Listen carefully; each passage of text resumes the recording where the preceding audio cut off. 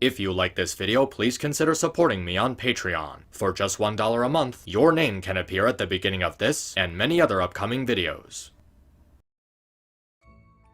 My Little Pony Friendship is Magic ended last year after a strong 9-year run, and I can't help but feel like I'm still having a lot of emotion over it. Maybe I'm just being really nostalgic, but for whatever reason, it's a show that I struggle with seeing come to an end.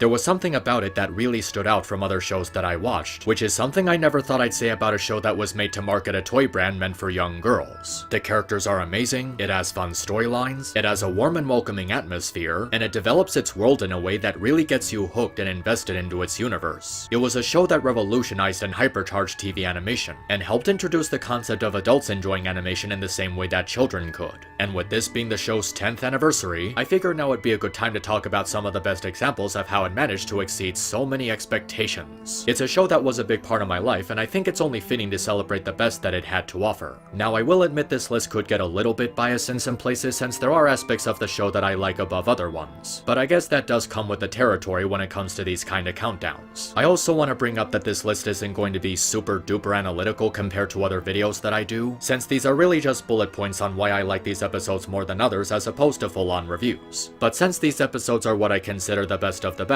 I will do my best to go into as much detail as possible. So without further delay, this is my top 10 best episodes of My Little Pony Friendship is Magic. Big adventure, tons of fun. A beautiful heart, faithful and strong. Sharing kindness, it's an easy feat. And magic makes it all complete. You have mine. Do you know you're all my very best friends?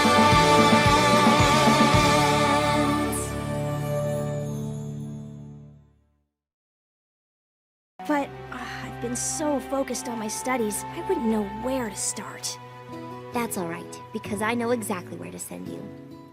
Yeah, I know it's a cheap and obvious pick for this list, but it's an episode that should be considered special as it provides a proper end to the story while also having just the right amount of raw emotion to carry it through. The episode focuses on Twilight, who's now ruler of Equestria, telling the story of her coronation to her star pupil Luster Dawn, to help her understand the importance of having a circle of friends, like Celestia did for her. It's a really simple ending without any complicated battles or answering questions about the lore, and the episode is much better for it as making it a simpler story makes its story and message easier to absorb, which is important since this is the epilogue of the storyline. Unlike other finales like Samurai Jack, The Legend of Korra, Steven Universe, Gravity Falls, or Star vs. the Forces of Evil, it already gets the final battle out of the way and just focuses on the characters moving forward with their lives. So it's important that the episode makes it satisfying to see where everyone ends up. And the episode delivers on this perfectly.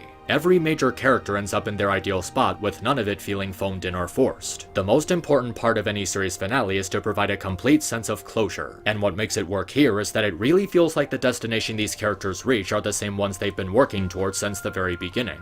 What makes these destinations satisfying is how they each reached a proper end goal with the way they were set up and how they were developed over the years, adding a sense of accomplishment to their occupations. They even give some good closure to lesser characters with some nice detail to where everyone ends up. And the episode also teaches what I consider the most absolutely important lesson in the entirety of the show. The story and theme of The Last Problem is about how people can remain friends even years later or when they're apart from each other. The show was built from the ground up to be about interpersonal relationships, so it's the most fitting way the series could have ended. And with half of it being set in the future, it helps to solidify the theme. Some people have accused the episode of being fanservice-y or just an excuse to see who ends up where, but the fanservice is actually kept to a minimal. It takes up a really small portion as the episode knows that it's not the important part. It was about seeing how Twilight and her friends can still stay together even as they drift apart. It's a theme about friends remaining together that resonates really strongly with the story and characters since the last 9 seasons put so much time into getting to know them personally, which helps to make the episode's final moments so much more bittersweet.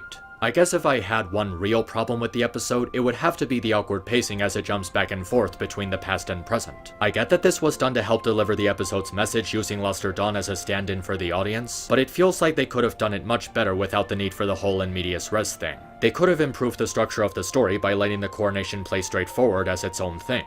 And the second half of the episode could transition to Twilight finishing the story to Dawn as they arrive in Ponyville, which would give us more time to get used to this new future. But as is, what makes this episode work so well is how it succeeds at doing what it set out to do, providing a sense of finality to the show. Aside from the pacing, I really could not think of a better ending to the story of Twilight and her friends, and the people whose lives were touched by their adventures across Equestria. It's the best conclusion you can ask for these characters, and it sends a really positive message in a way that supports everything that's led up to this moment. Perhaps it's not the best, but it's a satisfying farewell to the land of Equestria.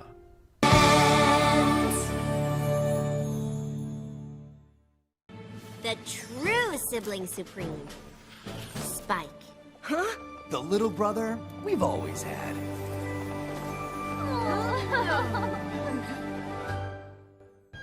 I feel like this is the kind of episode The Last Problem could have been like if it had a stronger focus. The show's 200th episode celebrates a huge milestone by taking all sorts of ideas from the voice actors themselves and try to fit them into a story where the girls and Spike have to infiltrate Shining Armor's new security system. Another episode with a simple premise, but one that the writers have all sorts of fun with, taking full advantage of the scenario. You'd probably think that making the episode about random ideas from the voice actors would be treated as a gimmick, but they actually place them into the story in a way that supports the episode's structure. Not only are these ideas visualized well, but they're done in an order that helps keep the pacing steady, which prevents it from going all over the place. They serve a purpose in the plot which keeps them from just being an excuse for the voice actors to do random stuff, and are utilized in a way that allows the subplots to properly tie together. In fact, the episode was actually written by the voice actors themselves, and it really feels like an episode that would be done by them as they have so much fun putting their respective characters in these ridiculous situations. The chemistry between the main six is also very well done. With the characters being written by their own voice actors, we get to see some interactions between them that feel unique to this episode.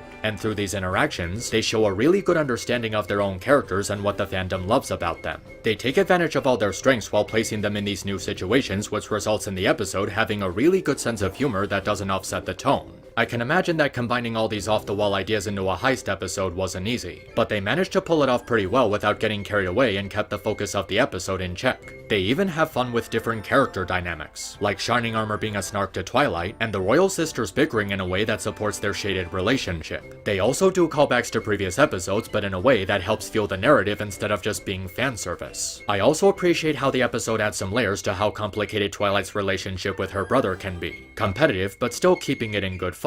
But what I love about the episode most is how it pays great respect to Spike and how it utilizes him in the episode. It takes great advantage of his ability to read into the other characters and playing off them with his straight man persona. And his motivation to be accepted as part of Twilight's family is not only heartwarming, but one that's been steadily built up over the last 9 seasons. So it's an end goal that feels legitimate and really satisfying when he finally reaches it. There was actually a good number of Spike episodes that I was considering putting on this list, as they all have the common strength of uplifting Spike's role in the show from a silly sidekick to a real main character and a protagonist alongside the main six. But I think what makes this one stand out from others is how it presents this element without foaming it in. Other Spike episodes would tend to feature his self-confidence issues in some way, but this episode shows how Spike has fully overcome this flaw. He doesn't necessarily need to prove himself because he already has, but he still does it because he wants Twilight to be proud of him. It really feels like he's truly come a long way since those early days in season 1 where he was regulated to slapstick and childish antics. It would have been really easy for the cast to just make this into a slice of life 2.0.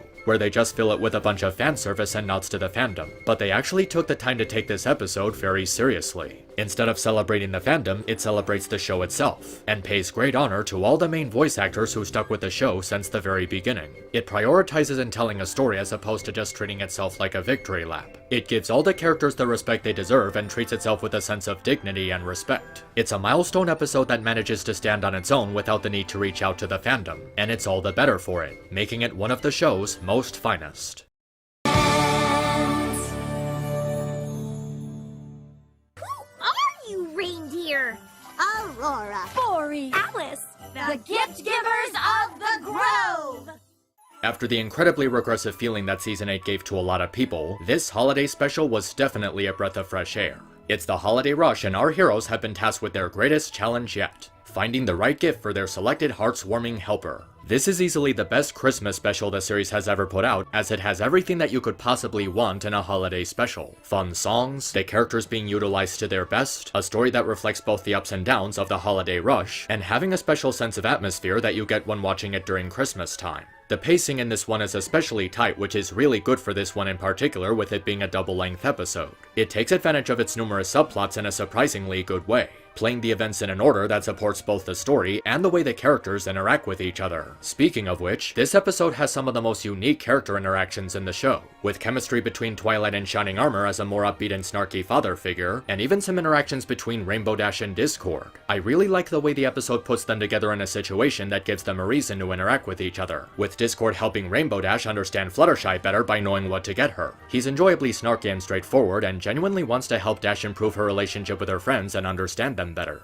And unlike the stunt he pulled in Season 9, his prank with the Winterzilla actually makes sense with his motivations, and the stakes behind it are kept to a minimum so it's possible to forgive him when the conflict is resolved. It also has a lot of good jokes that fit the nature of the cast, with Pinky's wacky antics in her search for the gift givers, AJ and Fluttershy one-upping the Flim Flam brothers, Spike going through the dilemma of not knowing what to get Rarity, and even some fun and crazy antics during the climax. And in spite of the huge cast of characters, nothing about the special feels clustered, with everyone getting the proper amount of screen time. Each of the subplots are handled with a lot of care to keep the story from getting too chaotic, and it explores some of the best attributes of each character. Twilight keeping her zaniness under control, AJ being a level-headed straight man, Fluttershy's innocent naivete, Pinky's cheerful attitude and positive relationship with her sisters, Rarity's generosity in making a personal sacrifice for less fortunate ponies, Rainbow Dash making an effort to practice her patience, and Spike managing to be really thoughtful and mature for his age. It also does some good commentary on a number of things that are usually associated with the holiday rush. The stress of getting presents in time, the over-commercializing of the holiday, the chaos of people running around in hysteria. It gives a familiar vibe to people who go through this kind of stuff each year. And that song at the end, oh god, it is such a beautiful song. The instruments are soothing and warm, the lyrics are really thoughtful and intimate, and the tone of everyone singing is harmonized very well. It's a really soft-spoken song that fills you with a sense of nostalgia, even mentioning within the lyrics just how far they've come. They knew this was their last chance to tell a more independent story before wrapping things up with the final season, and just decided to make it about the characters developing their inner circle of friendship more. This special went with a much more traditional route and focused on the characters instead of the world building, and the evened out pacing immediately reels you in. It's a special I watched during last year's Christmas, and it's definitely a special that I look forward to seeing for many Christmases to come.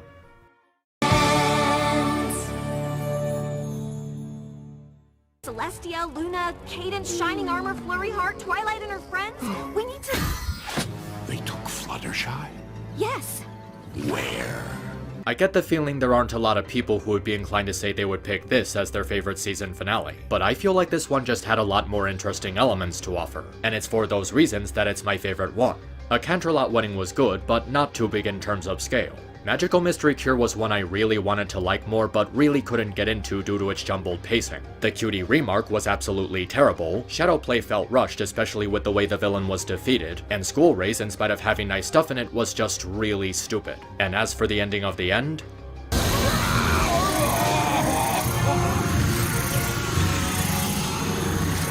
well, you probably already know how I feel about that one. Twilight's Kingdom was the one I was considering putting on this list for how epic it was, with how great of a villain Tarek is and giving some amazing character development to Discord. But what makes To Where and Back Again my favorite season finale is just how refreshing it feels compared to the others. It's a finale where none of the main six or Spike are in the spotlight and the staff have to work off a collection of side characters to tell the story. It's a pretty risky move, but they managed to pull it off pretty well. The chemistry between the four main leads is great. By focusing on a different batch of characters, the writers have the opportunity to create some more unique character interactions, and they do this to a T. With Trixie and Discord's ego-driven personalities colliding with each other, Starlight providing comfort to an increasingly paranoid Thorax, and even some fun talks between Starlight and Trixie. They bounce off each other perfectly, making you want to follow them throughout the episode. The setup is also really good as all four characters have a unique reliance on using magic to solve their problems, but can't use it because of the throne that absorbs outside magic. So they're challenged with solving a problem using their teamwork and their wits instead of any special powers. Another thing that makes the episode so engaging is the stakes involved. The changelings are so much more threatening and intimidating here than they were in a Canterlot wedding. Chrysalis's plan is a lot more thought out and elaborate, and she manages to subdue almost all of the main characters. And this time the conflict is being set in their turf, giving them a field advantage over the heroes. And knowing they can't rely on magic to fight them provides an added sense of tension. It's one of those scenarios where the villain has every possible advantage. And Chrysalis actually would have won had Thorax not uncovered the secret of changeling evolution, which is actually not a really big deal. Some annoying people have made the mistake of treating the new appearance of the changelings like a big world-shattering inconsistency, when it doesn't even change anything. It's not an incredibly drastic change, and the new palette colors give them a sense of variety to better tell them apart from each other. They also still have their insectoid anatomy, and the new colors support their appearance in future episodes as they're easier to recognize. And Chrysalis doesn't get reform, which was something a lot of people were hoping for. It's great to see a villain actually staying a villain before season 7 turned reformation into a common fad, and it makes sense since Chrysalis clearly rejected this concept of love.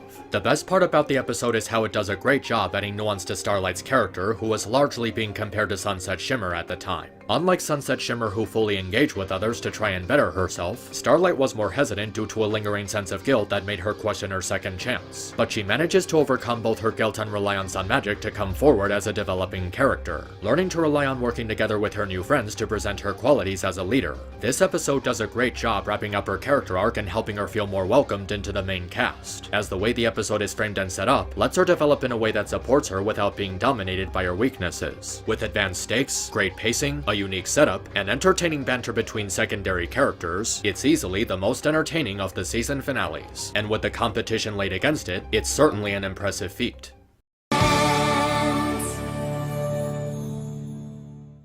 But the real perk of friendship is getting to see your friend being true to their self. And Rah-Rah, when you're simply yourself, you're the brightest star I've ever seen shine. I always thought of Amy Keating Rogers as one of my favorite, possibly my most favorite writer in the show, as her episodes tend to have fun stories and a deep respect for Lauren Faust's original vision. And this one holds a special place for me as it presents some of her best qualities as a writer. And with this being our send-off episode before moving on to other things, this was definitely a high note to end on, as Applejack reunites with an old friend who's gotten a little bit caught up in her fame as a pop star and helps her to rediscover her true inner self. On a surface level, it may not seem like anything special, but what makes this one really stand out, especially when compared to other Applejack episodes, is how it plays into all of her strengths and shows how she's at her best when working as a support for others. She's very blunt when trying to help Coloratura, but also speaks to her in a familiar tone, so it feels like the two really are old friends. She's also really straightforward, being assertive but not aggressive and harsh. Even after they get in their fight, she still wants to reach out to her, because she knows she deserves better and shouldn't be exploited for someone else's self-gain. And what helps it work is that Coloratura is still a nice charitable person. She doesn't get swept up in the fame and genuinely cares about her fans. In fact, the conflict isn't about her changing into a different person due to fame. It's actually about AJ helping her realize that her manager is exploiting her, and helping her learn how to recognize your true friends and companions. And in spite of their disagreement, she's willing to listen to AJ and put her trust in her, showing that she really values their old friendship. What makes AJ and Rah-Rah's friendship work so well is that the episode takes time to show you why they would be friends and how they became so close. They both value honesty and selflessness and treat each other as equals. AJ doesn't get stuck up by how she's a big pop star, and Rah-Rah never acts superior with her position. Their friendship feels authentic because their history and interactions are presented in a positive light. The episode is about them trying to rejuvenate that old friendship, and you want to see them rejuvenated because they're such good friends. And it manages to take the usual be yourself message and translate it in a unique way. Instead of making it about fame, it's about friendship and seeing who your real friends are by staying true to yourself. Because real friends want to see you, and not the pop star persona. And the delivery of the message is strengthened because the episode shows how AJ is at her best when helping others. On her own, the plot is usually driven by her ignorance and stubborn attitude, which usually becomes forced and repetitive. But when she's working as a support, her strengths as a character become present. She genuinely tries to bring out the best in others and does so in a way that isn't tacky. And in this episode, her stubbornness acts as a strength. Instead of it being used as an excuse to act foolish, it motivates her to not give up on Rah-Rah. She really cares about her and takes the time to plan out how she's going to help her. And when she delivers the episode's message, you can tell that she's speaking from a very personal place. She really has Rah-Rah's best interests at heart and values her image as both a celebrity and as an old friend. And it all culminates into what is easily one of the best songs in the entire show. Top 5 easily. Everything about this song is a top-tier MLP song, from its robust symphony, to its captivating atmosphere, to the soothing visual presentation, to the lyrics perfectly reflecting both the episode's message and Rah-Rah's character development. But the credit especially goes to Lena Hall for putting her all into this performance. Her singing voice is so powerful and triumphant and carries a lot of deep emotion throughout the song. It feels like she's putting her very soul into this musical number, and it just keeps getting bigger and bigger until it finally ends in a gentle release, letting down her voice and fully expressing her most inner self. This really is the best Applejack episode, as it utilizes all her strengths as a character in a story where she works really hard to maintain an old friendship. And the friendship between AJ and Rara is developed so well that you can't help but immediately feel touched by it. Some might still say she's a background pony, but it's episodes like this one that show she's a lot more than that.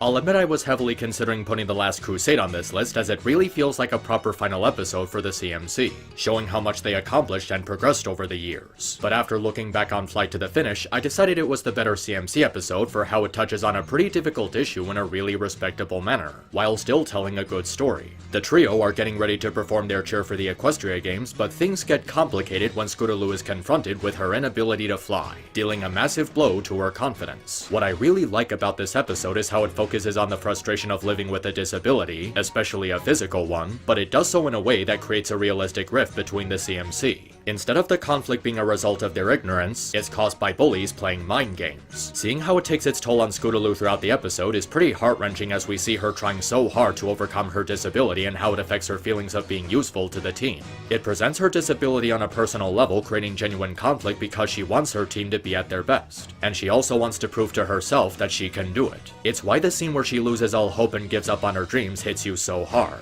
because the episode shows how she puts so much effort in trying to overcome her disability only to fail over and over and over. You sympathize with her deeply because she's faced with the reality that her inability to fly is something she has to learn to live with, but she doesn't know if she can do it. And that's the emotional crutch of the episode. Not just that Scootaloo can't fly, but the circumstances surrounding her insecurities. Applebloom and Sweetie Belle also have believable reactions to Scootaloo's stubbornness. They understand how she feels, but they also try to point out how it's been affecting their ability to perform and are understandably upset when she refuses to listen. And the situation has more stakes in it because this is the first time they weren't motivated by getting their cutie marks. They're motivated by winning the flag contest and were putting a lot of hard work into their training. It shows how the trio were starting to grow as characters because they're not hyper-focusing on one thing. They were focused on completing a task instead of getting their cutie marks, and worked as a unit to fulfill that task, and achieve something outside of their more specific goals. It's also good at showing how much Rainbow Dash has grown since Season 1, as she's developed the maturity and responsibility to be a mentor to Scootaloo. The story properly utilizes her ability to inspire others and pushing them to be better, which is especially important for this episode since she and Scootaloo are so close, and she always looked up to her for both emotional support and motivating her to work hard. She helps her learn that she's not defined by her disability, but her personality and her own hard work. And she does it in a way that isn't about overcoming her disability. She tells her that she can still do great things even if she's a flightless Pegasus her whole life. You can still find your talent even if you're not as capable as others. And the other CMC help her to realize this too. Scootaloo is being given emotional support from her friends when she's in a hard spot, and it gives her the confidence to get back in the competition. With the way the story was paced and how Scootaloo's frustrations and overwhelming feelings over her disability were presented, you want to see them succeed in the end, which makes the experience more rewarding when they do. This is one of those episodes from a TV show that becomes better over time because the lesson it teaches still sticks very strongly. Scootaloo never learned to fly, even in the final season. She learned to live with her disability because she never needed to fly to prove her worth to her friends and to herself. This episode was really well executed in not just its story and character, but how it presents its theme in a way that supports its narrative. It's definitely the best CMC episode, and definitely amongst the show's best.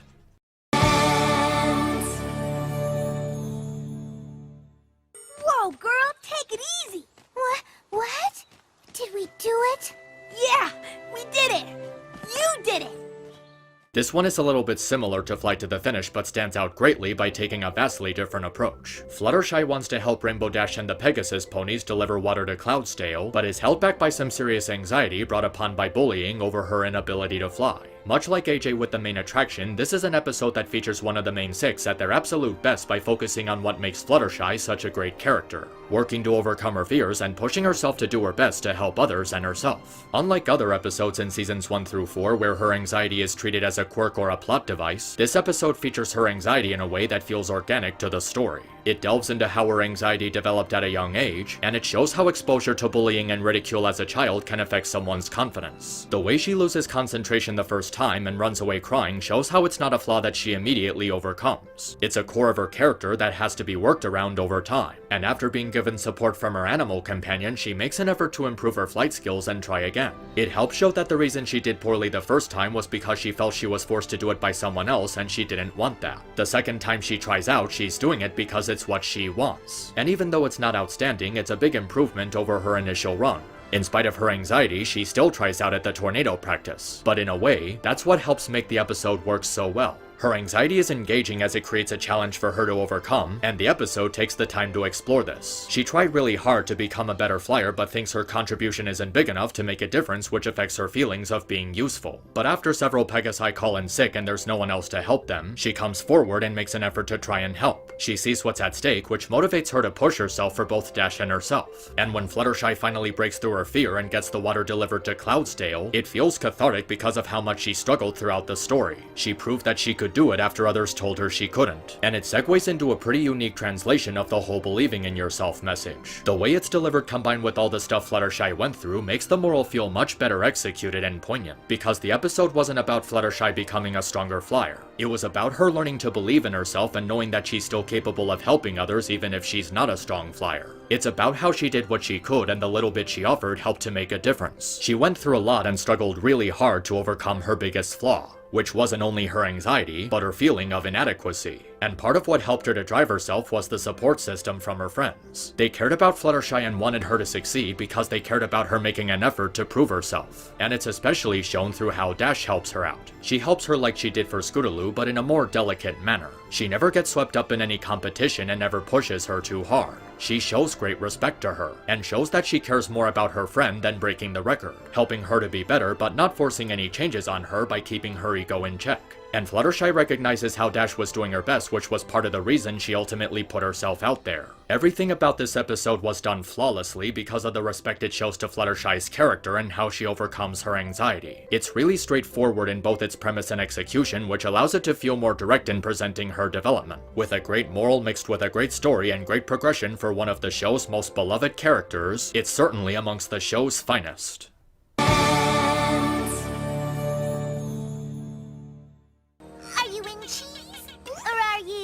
Boneless. No pony calls me boneless. Right, boneless?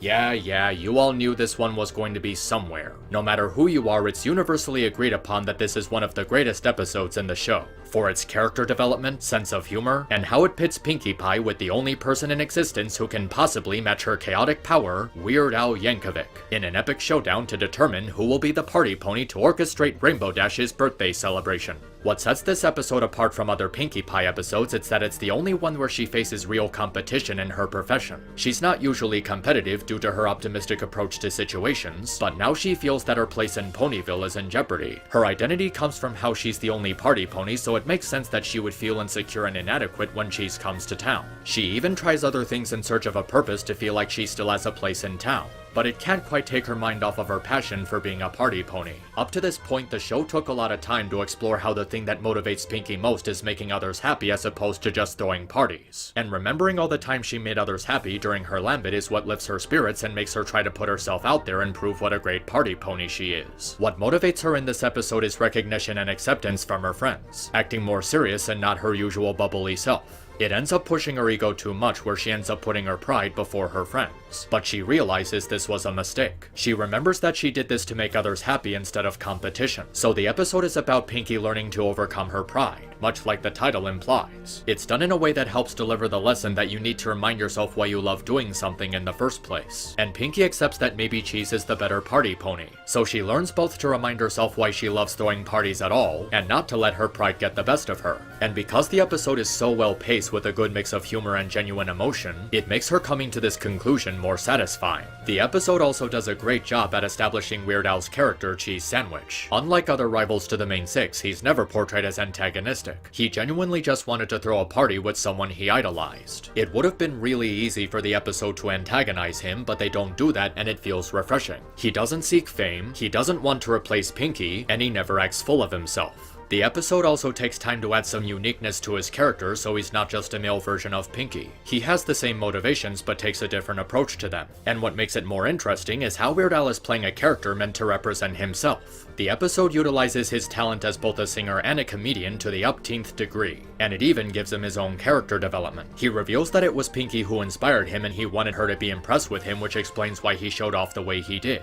And in the end, Cheese got to live out his dream of throwing a party with the pony he idolized. But where the episode truly shines is its lighthearted nature and its comedy. It's a really feel-good episode and it's all punctuated by how spectacular all the jokes and gags are. And that's not even including the song numbers and the animation. All the songs are fantastic and well-paced, and the polka music fits perfectly with Weird Al's tone since it's the kind of music he composes. The animation is really smooth and enjoyably goofy and lends really well into both Pinky and Weird Al's energy. And the goof-off between Pinky and Cheese is absolute chaos with all sorts of great gags that never let up for a single moment. The timing, the pacing, the speed, the transitions, the insane ways they try to one-up each other, the unpredictability that catches you off guard and making it even funnier. Everything about it feels like it was taken straight out of Looney Tunes, and the entire thing is a load of fun. And that's what makes Pinky Pride so great. It's just a really, really fun episode. The top-notch comedy, the well-written development for Pinky's character, the wonderful songs, the upbeat, heartfelt sincerity of the story, and Weird Al bringing his A-game to the whole thing.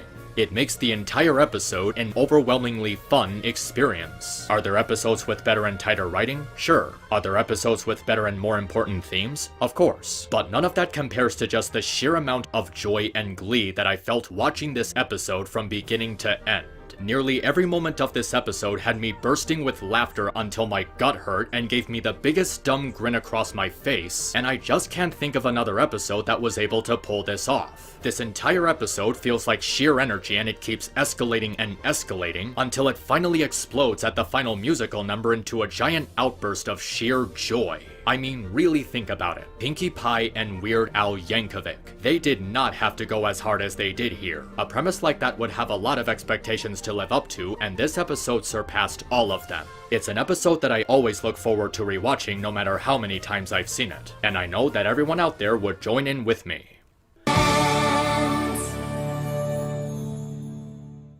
You did this for me? Us. I did it for us. Guess both of us have been holding back when it comes to expressing ourselves, huh? Yep.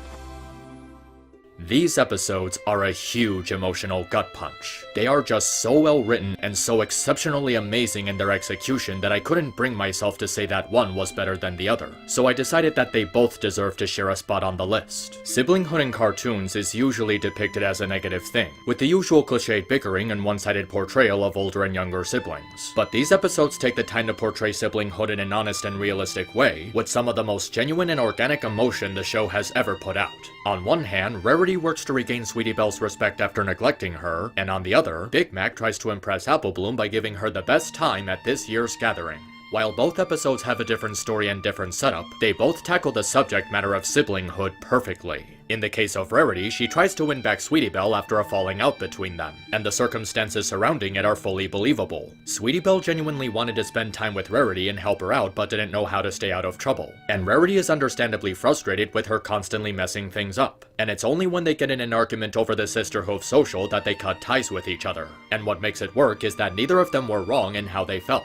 Rarity is grumpy that Sweetie was messing up her house, and Sweetie is frustrated that her sister doesn't want to spend time with her, so the falling out between them doesn't feel unwarranted. Sweetie even expresses insecurity about being helpful to AJ and Apple Bloom after messing up so many times with Rarity, but when they show a fondness of spending time with her, she feels accepted. She wanted some quality time with family and they provided it for her. While that's happening, Rarity starts to realize that maybe there were some upsides to Sweetie's antics, and the time alone gives her a chance to think about the argument. And when she sees Sweetie's arts and crafts project and actually sees what it was, she realizes how selfish she was in pushing her away. And while trying to win her back, she learns how siblinghood is a give and take thing and how it requires cooperation and teamwork to properly understand. which is something she puts to the test during the big race. It's an episode that focuses on how sibling relationships aren't as simple as either detesting each other or being total best friends and never fighting. You won't always get along, but you still care about each other in the end. And in the case of Big Mac, he feels insecure and inadequate to Applejack as Apple Bloom starts to idolize her, making him feel left out.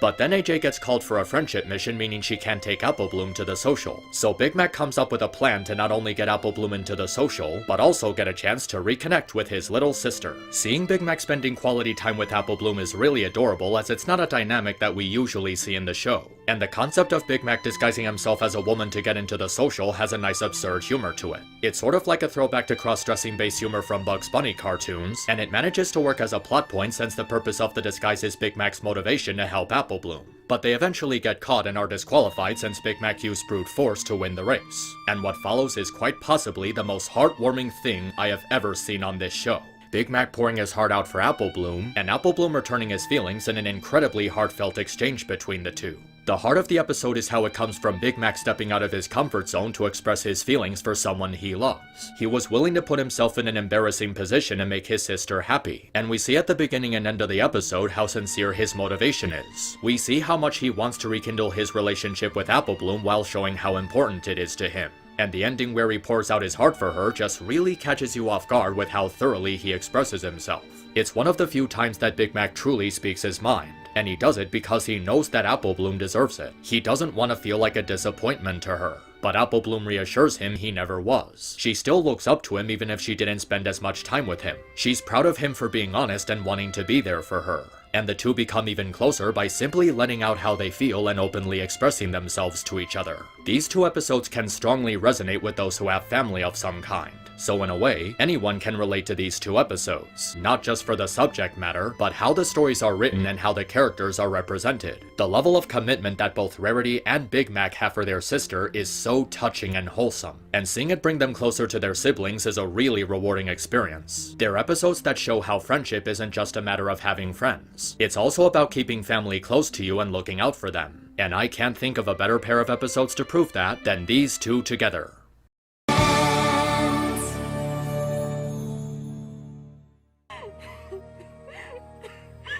You're right.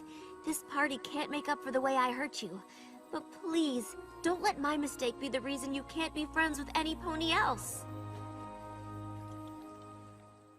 To all the people who said Emma Larson ruined the show by turning Twilight into an alicorn, keep wallowing in those tears of self-pity, because what we have here is an episode by Emma Larson that shows just how great MLP continued to be long after season 3. Amending Fences is everything that you could possibly want from an episode of this show, because everything about it is simply perfect. The story is perfect, the pacing is perfect, the characters are perfect, the humor is perfect, the emotional moments are perfect, the moral and the way that it's delivered is perfect. There's just no other way to describe it. It's simply a perfect episode, taking us back to the very beginning for Twilight to correct a mistake she didn't know she made, abandoning her friends in her pursuit of knowledge. But since she's learned about the importance of friendship, she now has a chance to set things right. This is possibly the most continuity-driven episode of the show, with all sorts of callbacks taking us back right to the very beginning. And it's callbacks that help strengthen the story. The opening alone has a really nice sense of nostalgia as Twilight is hit with so many different feelings over what she left behind when she moved away. She's given a real moment to reflect on how she not only left behind old friends, but an entire other life. Family, personal belongings, old interests, and it makes Twilight think about what she could do to try and make up for lost time. She genuinely tries to make up for her neglect and show her old friends how she changed into a better person. Her feelings of returning home are truly sincere, and it's raw emotion like this that fuels the whole episode. The relationship between Twilight and Moondancer feels genuine. We see how they were friends from a young age and that Moondancer even thought highly of Twilight, while Twilight just stuck to her studies. Moondancer really valued their relationship, so it's understandable that her leaving would affect her so deeply. Twilight even comes to realize how badly she messed up, and her guilt feels authentic because she has come to realize the value of friendship since moving to Ponyville. Now she has to take her experiences from everything she's been through and use it to help an old friend out of a bad spot. Her efforts are both believable and relatable as she's shown to be fully honest in expressing her flaws and not always having the right answers. She's trying to settle her regrets for leaving behind her old friends, but doing so in a healthy way. showing her kindness and giving her things of personal value to both of them. And the way the two bond is very well paced. It takes its time knowing that an introvert like Moondancer needs time to ease themselves into social situations, otherwise they retreat further into recluding themselves. And it's nice to see Moondancer slowly opening herself up to someone, showing that she's at least trying to be sociable. And the episode takes its time to show how Moondancer became so reclusive and got wrapped up in studying. It was an interest she shared with Twilight and it helped take her mind off things after she was gone. There's plenty of hints throughout the episode that Moondancer not only thought of Twilight as a friend, but deeply valued the time they spent together. So Twilight abandoning her and never coming back without even saying a word after she put so much effort into being a good friend to her obviously hit her pretty hard. The episode explores her feelings of abandonment through trying to keep herself from going through that sort of rejection again, which is why she turns down so many offers to hang out with people. And her outburst near the end is so cathartic and intense, with really good dialogue and acting to back up the emotion. So much pent up anger and frustration released in a single moment, making Twilight really reflect on the consequences of her mistake. But she approaches Moondancer and explains to her that she did nothing wrong, and to not stop herself from making friends because of her mistake. She teaches her to not let one bad experience change who she is, and she does it by simply reaching out to her, talking to her and sincerely explaining how sorry she is. The conflict is resolved by a gesture of goodwill and kindness in a situation that was appropriate for it. Twilight and all her friends took the time to just reach out to someone because they deserved it, and it was being offered to someone who needed it. It teaches the audience that you have nothing to lose by simply reaching out to people, but you can end up giving them so much without even realizing it. And what they gave Moondancer was the confidence to try friendship again, to see how having friends to support you is better than doing everything by yourself. She comes to realize the importance of having others there to support you, and makes the effort to change to become a better person. Part of what makes this episode so captivating is that it actually plays out as a what-if scenario. Moondancer acts as a dark reflection of what Twilight could have been if she stayed in Canterlot, and it shows how Twilight's greatest challenge was facing her old self that she unintentionally projected onto someone else, someone who actually wanted friendship when she didn't. And it presents the scenario in a way that you can perfectly relate to both sides of the argument. You relate to the feeling of abandonment by someone you really cared about and wanting to distance yourself from things that remind you of that abandonment, but you also relate to wanting to try and open yourself up to someone, and trying to apologize for hurting someone who didn't deserve it. It's an episode that focuses purely on the characters and their interpersonal relationships, which is where the show has always been at its strongest. A story about Twilight taking everything she's learned since moving to Ponyville and offering it to someone like her old self. And in the end, that offer to share her experience with someone made a real positive difference in their life. Because Moondancer learned to move on while accepting friendship. She started to spend time with others, and now she can give herself a second chance to see how important friendship truly is. But the episode isn't dramatic and serious all the time. It takes the right steps in lighting the mood with well-paced comedy and a soft tone, and it works because these lighthearted elements are placed into the story without offsetting the mood. Twilight's old friends are so much fun to be around as the episode takes time to give them unique identities and personalities. They're upbeat, cheerful, optimistic, but they can also read social cues and deeply empathize with Moondancer's feelings of abandonment and being forgotten by Twilight. Pinkie is brought into the episode and her presence serves a purpose in the story. Twilight knows she's an expert at lifting people's spirits and calls on her to throw a party for Moondancer. Even Spike is an enjoyable snark, poking fun at how Twilight used to be antisocial but also offering her a shoulder to vent her frustrations and listen to. And on top of that, it has one of the single most perfect endings to an episode that I've ever seen on this show. It brings everything that's been built up since season 1 to full circle, with an upbeat image of Moondancer finally moving forward and making friends. And now she has something to remember, not just Twilight, but the lesson she helped her learn. A portrait of her and all her friends, spending time together like the old days. And now she can spend time with them in the present, creating new memories in the process. This is the kind of episode you can show to anyone who isn't a fan as an example for why the show is so good. One that you can show to a newcomer as an introduction to the series. It serves as a perfect example for all the show's strengths, with a conflict built on a realistic outcome of Twilight's past mistake. And the build-up throughout the episode is completely spot on. It introduces new characters in a way that perfectly fits the story, while expanding on small details from the very beginning. And the scenario itself is just presented so well. The topic it focuses on was used as a great framework for telling its story about reaching out to people, and to not let a bad experience change who you are. And its use of continuity as a driving force instead of fan service makes the writing even stronger. For a show entitled Friendship is Magic, this is the perfect episode to reflect on how much that truly means. And it's for all these reasons that Amending Fences is the best episode of My Little Pony: Friendship is Magic, a show that was far better than it had any right to be.